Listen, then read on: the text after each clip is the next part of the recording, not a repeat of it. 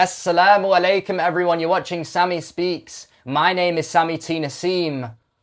And oh my goodness, oh my gosh, we're back.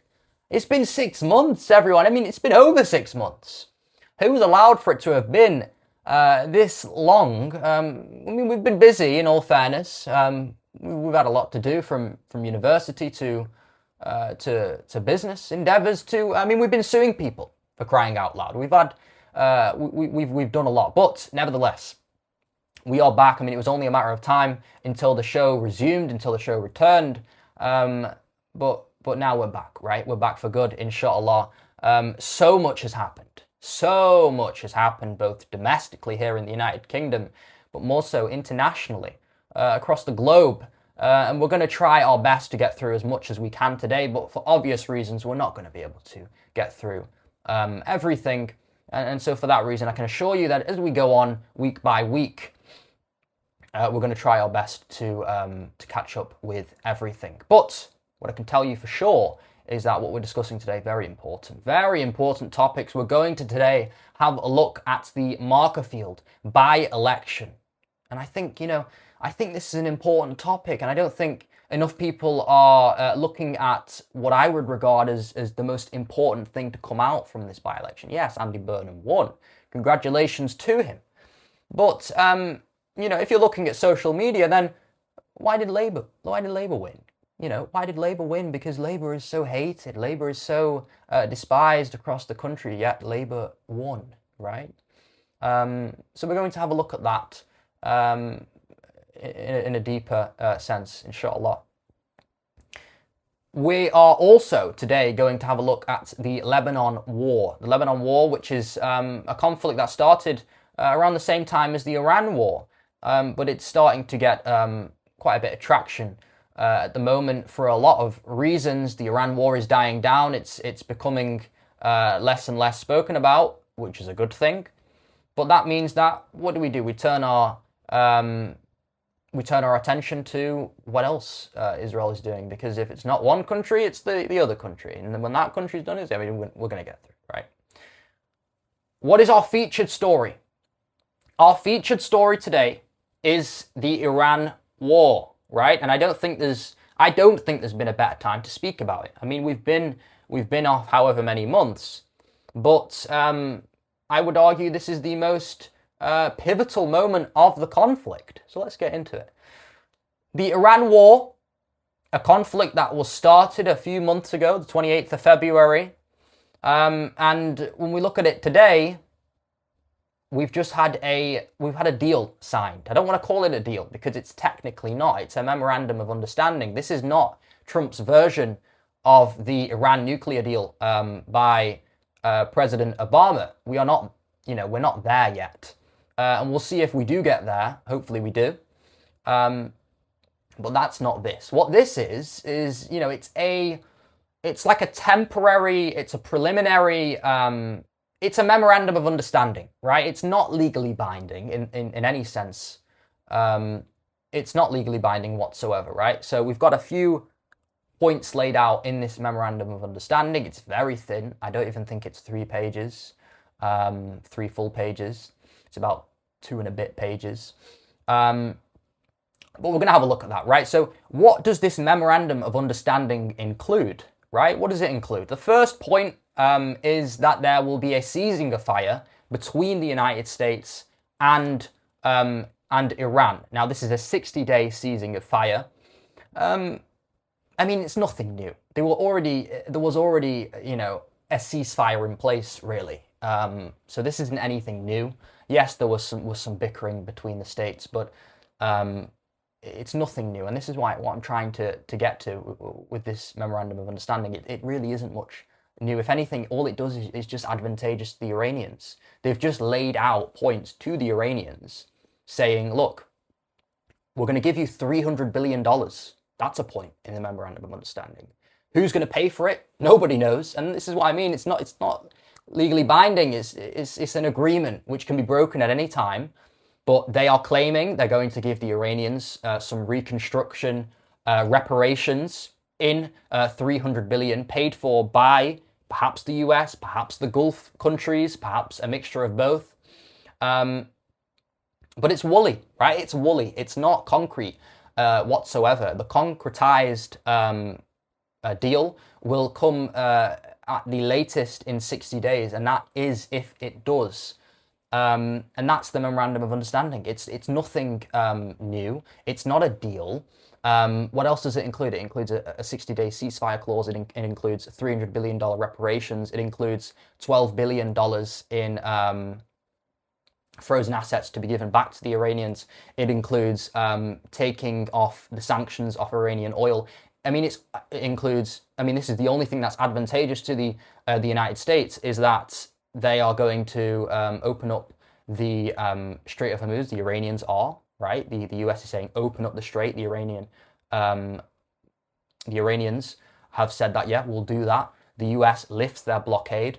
But other than that, other than the fact that they get the strait back, everything else is benefiting the Iranians. I mean, it's literally embarrassing for the US. I'm sorry to say.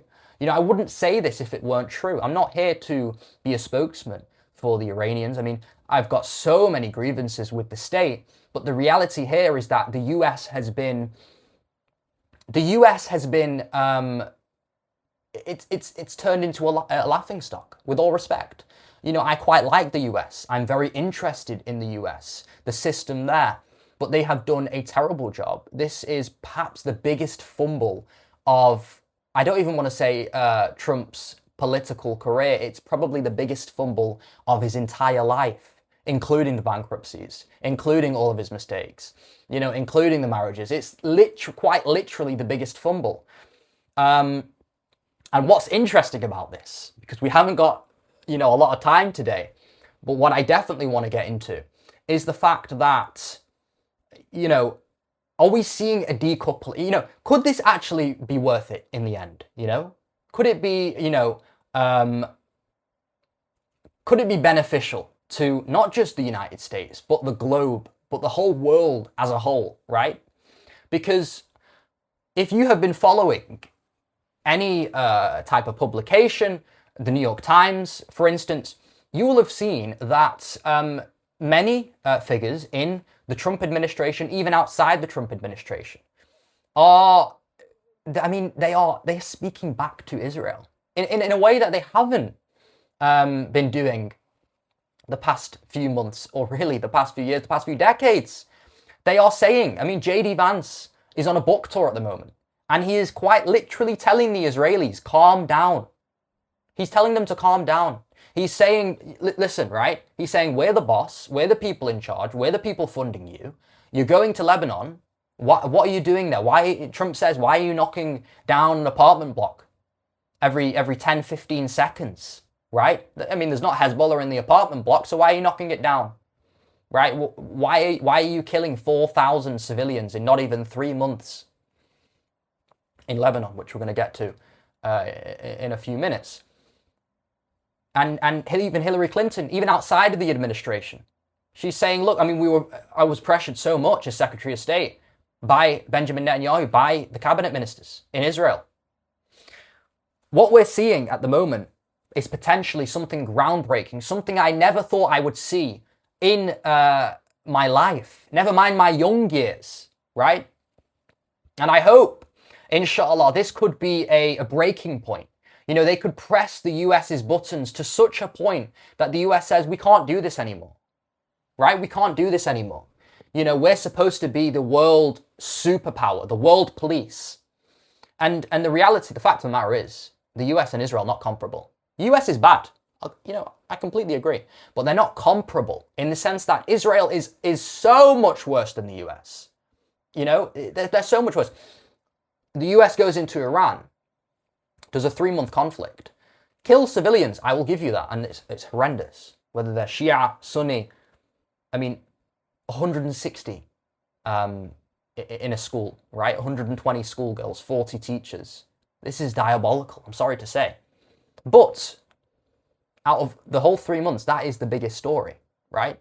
Whereas that's kind of like the daily activity for the IDF. So are you understanding what I'm saying here? What I'm saying is that, the difference in evil between the US and Israel, they're so far apart. Could we see a decoupling? I think it's fair to say that Iran has blew the socks off the United States and Israeli sea thing as a result. I mean, they're not happy as a result of this. They're not happy with the Memorandum of Understanding, and they're going to try their levy best to stop negotiations, to halt negotiations, to not get a JCPOA type deal, even something similar to it, even if it's worse than that, right? Because the moment that Iranian sanctions, not just off oil, but Iranian sanctions as a whole is lifted off the country, and that 100% inflation rate that they're currently inflicted with on grocery prices comes down, you know, Iran has a massive potentiality to become, I mean, it's already, I mean, we saw what it can do militarily, you know. What can it do socially? What can it do economically? Could they build up a country that's actually, you know, a regional superpower in the Middle East? And if so, who's going to hate that the most? It's going to be Israel.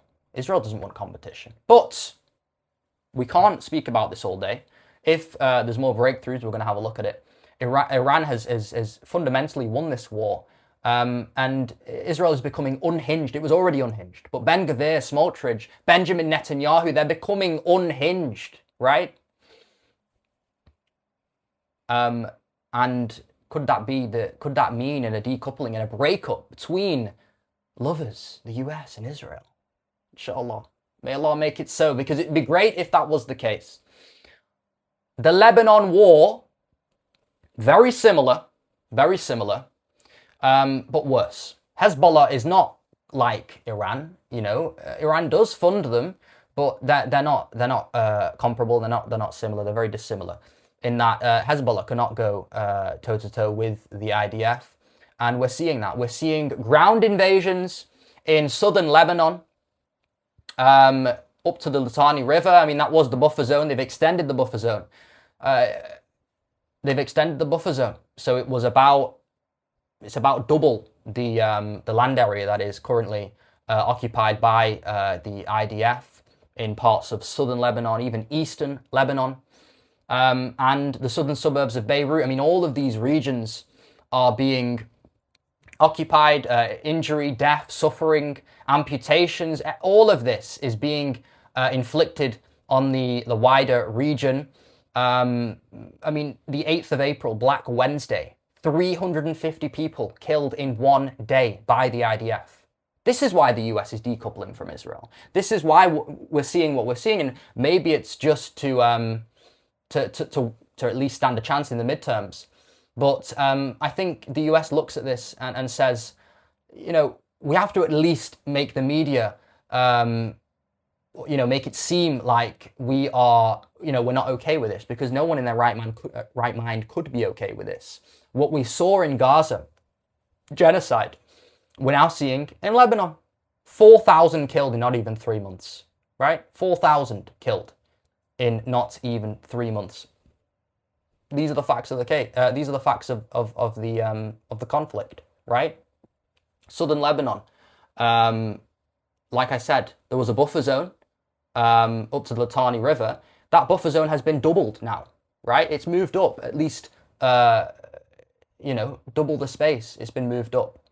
So we've got the IDF looking to occupy southern Lebanon the same way they occupied all of those territories in 1967 during the Six-Day War.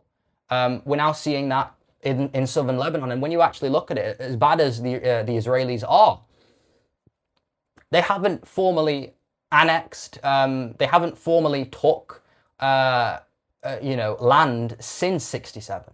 In 67, they took so much, right? They took so much. They were full, but now they want more. They took Gaza. They took the West Bank. They took East Jerusalem. They took the Sinai Peninsula, right, which was later given back to Egypt, and then they took the Golan Heights, right? So they took all of this land, and since then, from 67 to now, they haven't took anything, and now they're going into the southern Lebanon. The Israeli cabinet ministers are making it super crystal clear, right? They're making it very crystal clear that, you know, that the only reason they're there is to It's to occupy the territory, to take the territory, to annex the territory, right? And this is what we're seeing, right? I mean, should we be surprised? Should we be surprised? And this is the most important part. The conflict started on the 2nd of March. The Iran war started on the 28th of February. So a few days apart.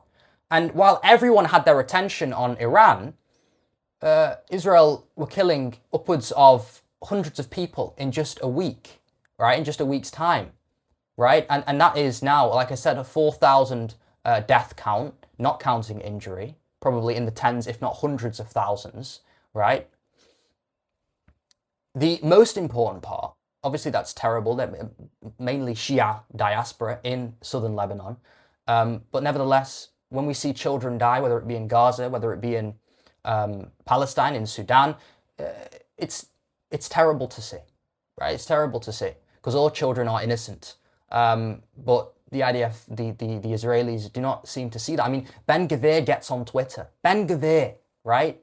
National security guy in Israel, gets on Twitter. And what does he say? He makes it very clear.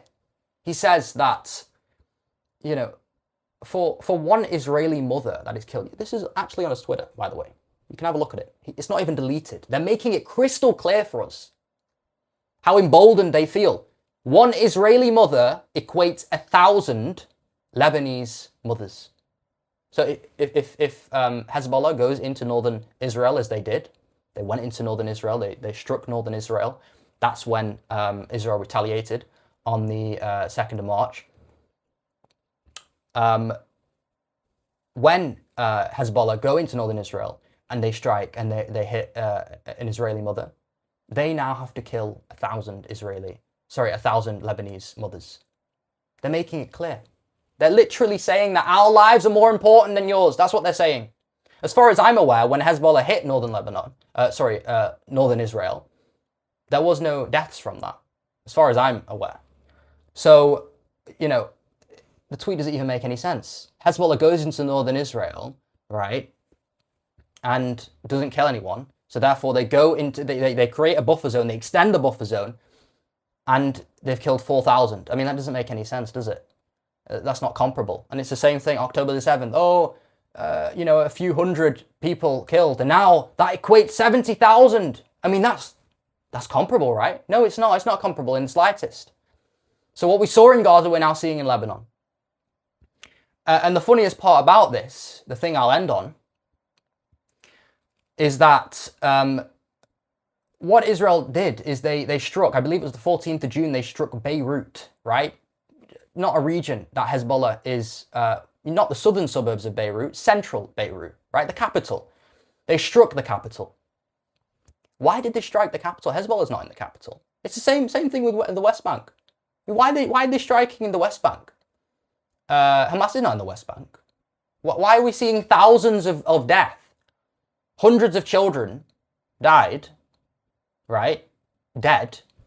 Lives that we'll never get back. Why are we seeing that in the West Bank when Hamas does not reside in the West Bank? Why are we seeing on the 14th of June strikes going into Beirut when Hezbollah's not in Beirut? It's the same thing. What we saw 2 years ago, we're now seeing in Lebanon. It's calmed down in Palestine. It's calmed down. Now it's Lebanon. Who's after Lebanon? What is it, Turkey next? What about after Turkey? Is it Jordan next? So where is this going to end? This is why when people say, how can you support a country like Iran? Which I don't. If Iran wins the war, which they have, hopefully that should send the signals to Israel, or at least then there's a competitor to Israel, right?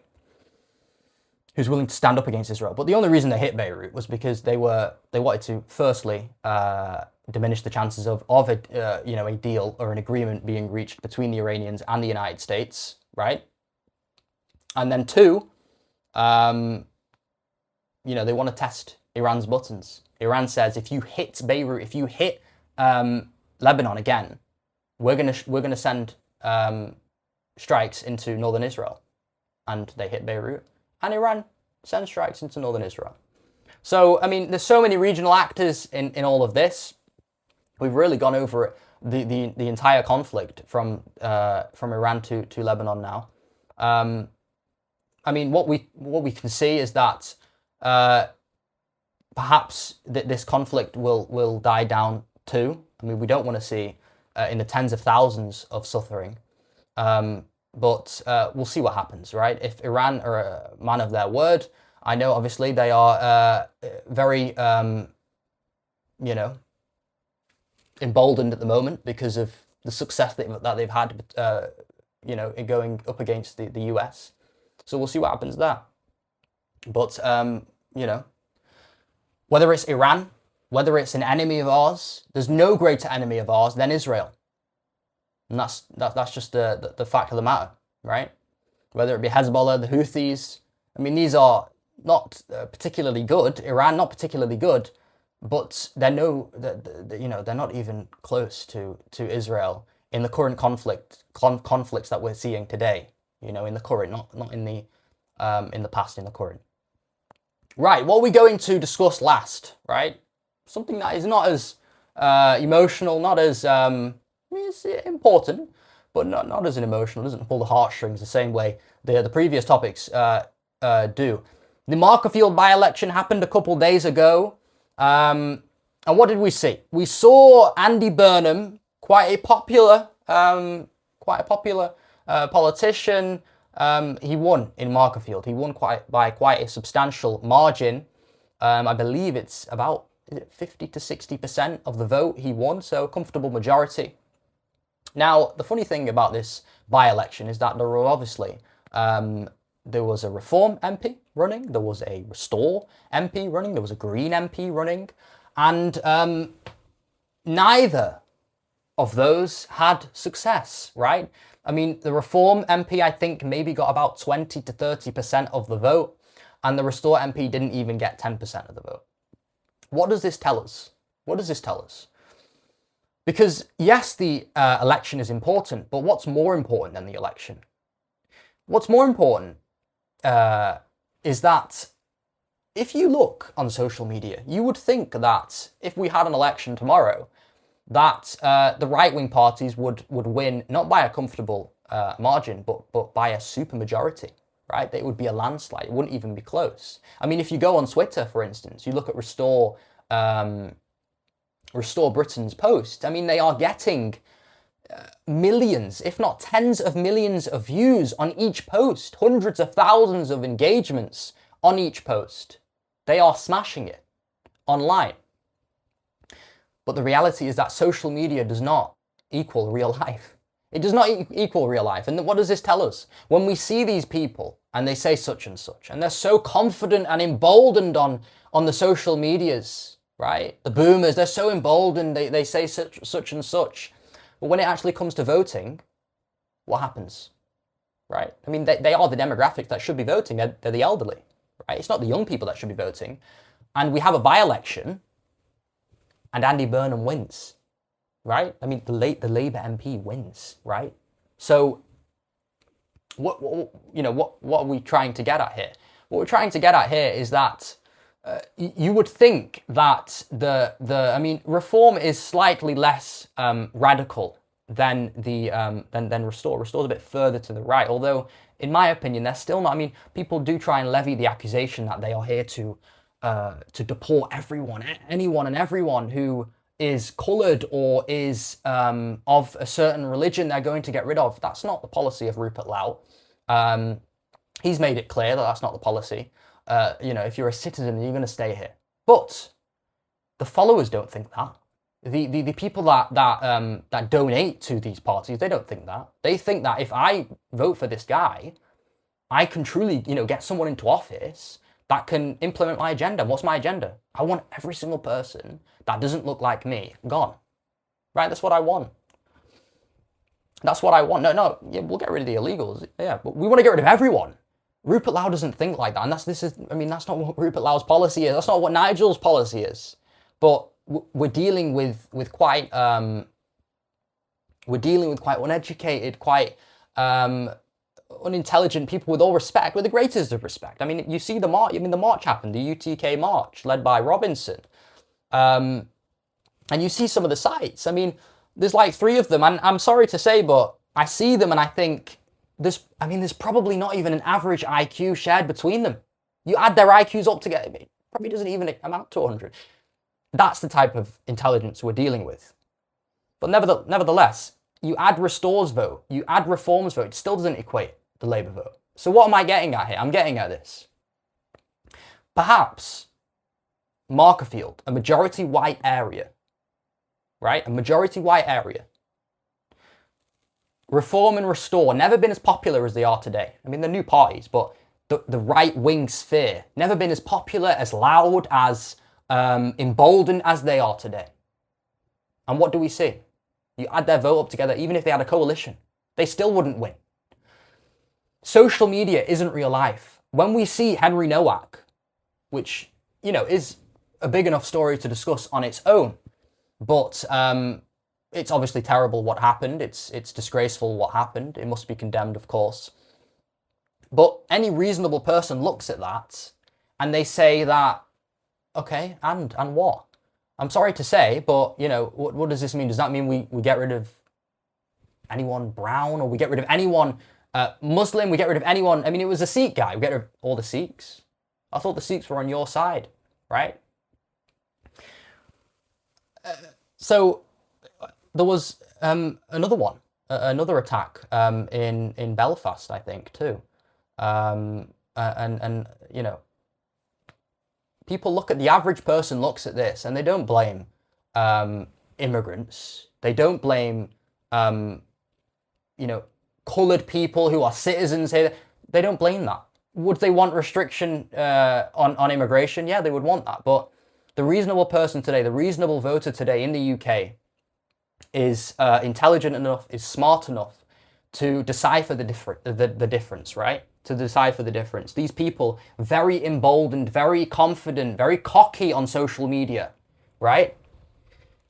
But in real life, what happens? They don't even win the majority of the vote share combined. And Reform and Restore are very different parties. So what do we see happening here? Andy Burnham won, good amount of the vote. Congratulations to him. Is he going to become the next Prime Minister?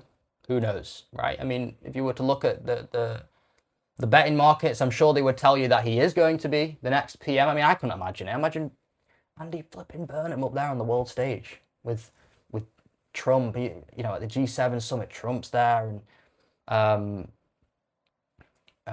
Macron's there, and the German Chancellor's there, Maloney's there, and you've got Andy Burnham from Manchester. I don't see it. Who knows, right? Who knows? I mean, if you would have told me Keir would be there, however many months ago, however many years ago, before he wasn't, I probably wouldn't have believed you too. I mean, this is the type of politician we have here in the UK. All very boring, all very safe choices, but nevertheless, he polls very well. They say he's the most popular politician in the UK. That's how little competition there is. But we'll see what happens there. He's won now. He's obviously the Markerfield. He's going to represent the constituents there. We'll see if he does a good job. But you know, perhaps there will be a leadership contest in the Labour Party. Perhaps there won't be. Maybe there'll be a vote of no confidence. Who knows? We'll see what happens there. But Andy Burnham, his policy seems to be pretty good, I guess. But we'll see how he performs as Prime Minister. But what you need to understand, is that what we see on social media, it's not how it is in real life, right? It's not how it is in real life. These people, there's very few of them, but they're very loud. They're a very loud minority, right? And they get up on social media and they say such and such, and, oh my gosh, Rupert Lau's going to come here and save me, and Nigel's going to come here and save me. These leaders don't care about you, of these parties. They don't care about you. They care about themselves, right? They care about themselves. The same can be said for Andy Burnham. The same can be said for Keir, right? This is just what they're running on. They're running on what they perceive to be popular at this moment in time. But the reality is we're not going to have an election here in the UK. Probably, I mean, we may have a leadership election, but an actual general election, probably not until 2029, right? So we could see Labour in that entire time. But yeah, we'll see what happens. Who knows? By 2029, maybe they'll be more popular. Maybe it'll be more than just social media talk, right? But nevertheless, I think we've gone over a good amount of topics there. Next week, inshallah, we'll be discussing other such things. Perhaps we'll go and delve deeper on Iran, maybe Lebanon. There'll be more situations breaking through, and we'll go over it all in the next episode. Thank you so much for watching. We'll catch you back probably Sunday next week, inshallah, and we'll do this regularly, consistently. Join the movement. Islam first. This is not something you're going to want to miss. You're going to want to join quick. Join now, before it's too late, before everyone else has joined, because we're here to make it big, inshallah. This is a movement that can only go up, and right now is the time to join. Jazakallah khair for listening. I appreciate every single one of you. Assalamu alaikum, everyone.